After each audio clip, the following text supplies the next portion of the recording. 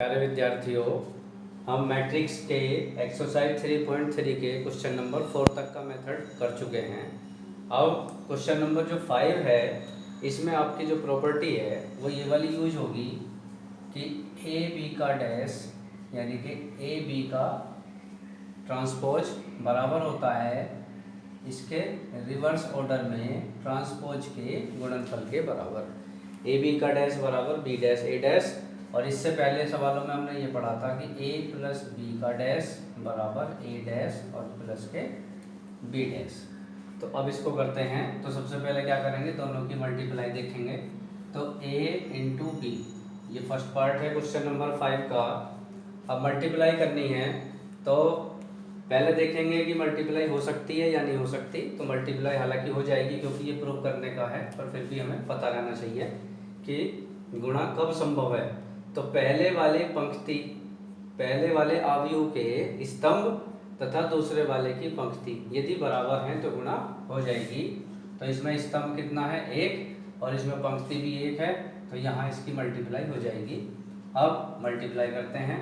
तो पंक्ति की गुणा स्तंभ में चलती है, तो 1 इंटू -1, फिर इसके दूसरे स्तंभ में होगी 1 इंटू 2, फिर इसकी तीसरे स्तंभ में होगी 1 इंटू 1। अब दूसरी पंक्ति की करेंगे -4 इंटू -1, -4 इंटू 2, -4 इंटू 2, -4 इंटू 1। अब तीसरी पंक्ति की करेंगे तो 3 इंटू -1, फिर 3 की 2 में करेंगे 3 इंटू 2, और फिर 3 की 1 में करेंगे। तो इस तरीके से ये मल्टीप्लाई हो जाएगी। तो ये आ गया आपका ए बी बराबर, इसको सॉल्व कर दो, -1 2, ये 1, ये आ गया आपका 4 इंटू 2 8, माइनस का 8 हो गया, माइनस का 4, माइनस का 3 2 जा 6, और ये 3, ये बन के आ गया। इसका ऑर्डर बन गया, इसका क्रम बन गया 3/3। अच्छा, एक ये ध्यान रखेंगे कि गुणा कब संभव है या कब संभव नहीं है। तो एक छोटी सी ट्रिक भी ध्यान रखेंगे कि जो गुणा करनी है पहले उसका क्रम लिख लो। जैसे कि ए बी हमें करना है तो ए का क्रम लिखो। तो ए का क्रम है 3 गुणा 1, ठीक है। अब बी का क्रम लिखो, तो बी का क्रम है आपका 1 गुणा 3।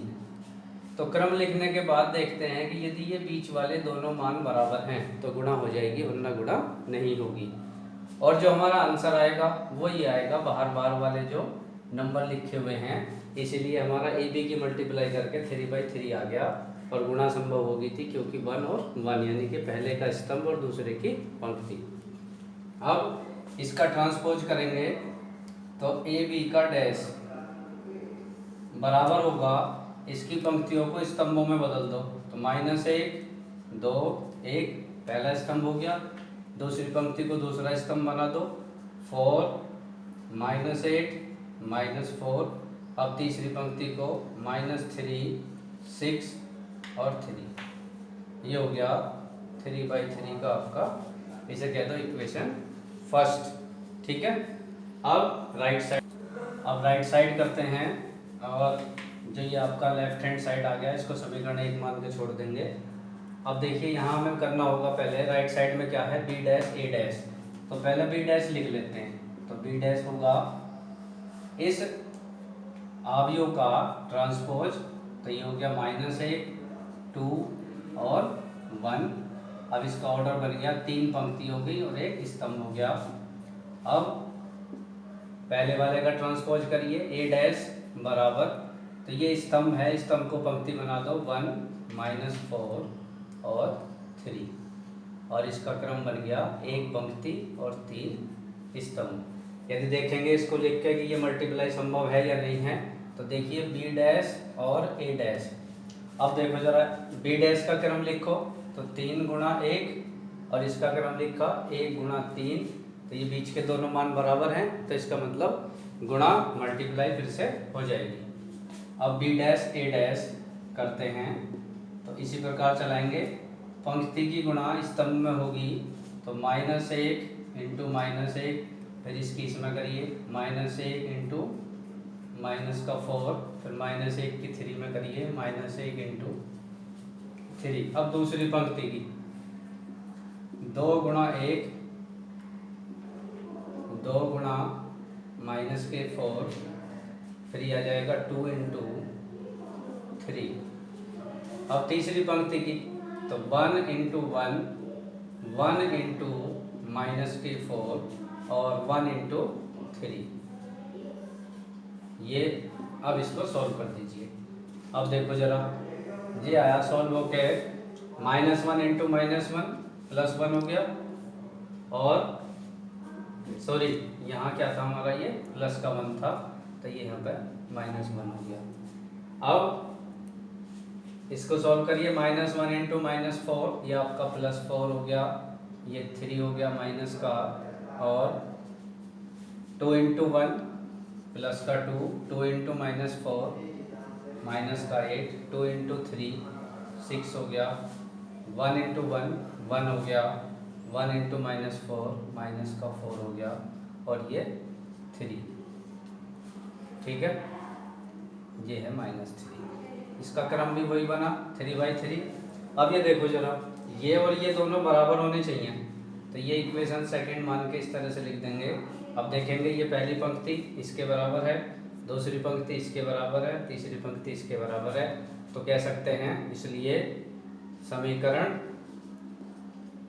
फर्स्ट व सेकंड से ए बी का डैश, यानी कि ए बी का ट्रांसपोज बराबर हो गया बी डैश और इंटू ए डैश। तो ये आपका प्रूव हो गया।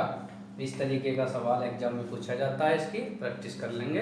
अब अगला सवाल, अब इसके जो बीच के क्वेश्चन है 6, 7, 8, 9, उनमें क्या है, a प्लस ए डैश के रूप में व्यक्त करना है, या कहीं पे हमें बताना है कि सम्मित है या नहीं, यानी कि उसका ट्रांसपोज करके देखना है, विषम सम्मित बताना है, तो वो इसी तरीके के सवाल हैं।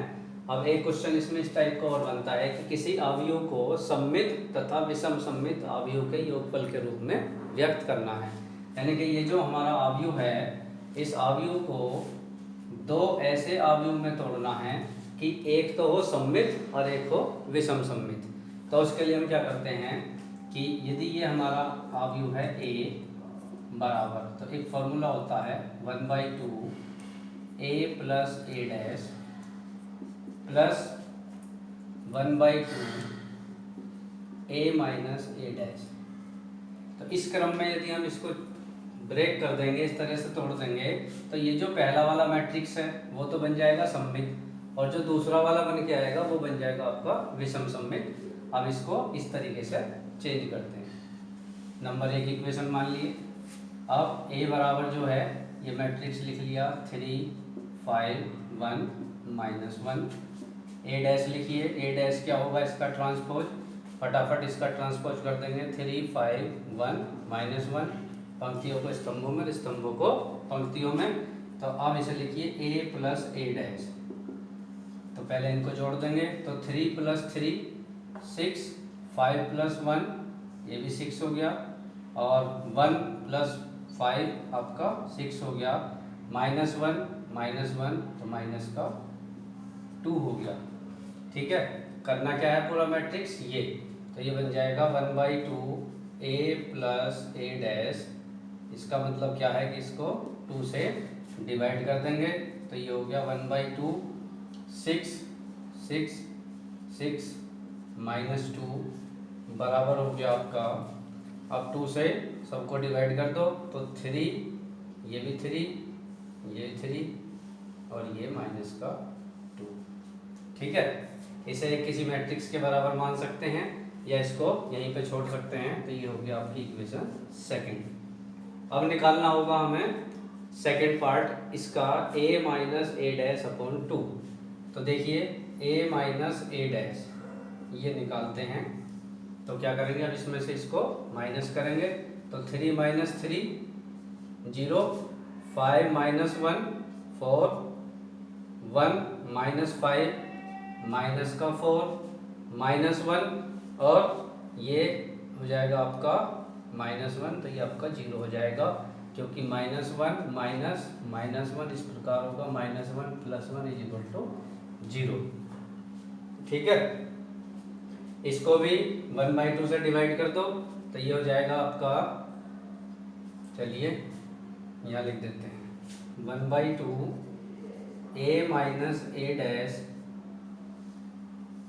बराबर 1/2, ये हो गया 0 4 -4 0, तो 2 से डिवाइड होके ये आ गया आपका 0 2 -4 सॉरी -2 और ये 0, इसको आप कह सकते हैं थर्ड।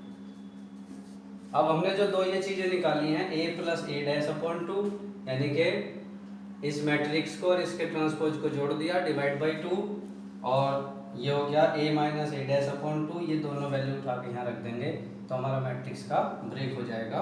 अब ये दोनों वैल्यू उठा के इसमें रख देंगे।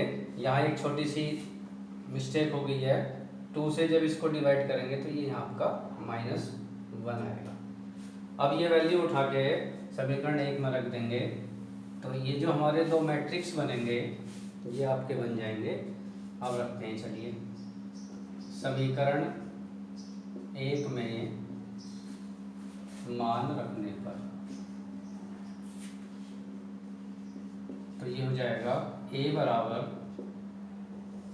a प्लस, ये पूरा 1/2 a प्लस ए डैश की वैल्यू क्या है हमारी 3 3 3 -1 3 3 3 -1 प्लस इसकी वैल्यू क्या है आपकी 0 2 -2 और 0।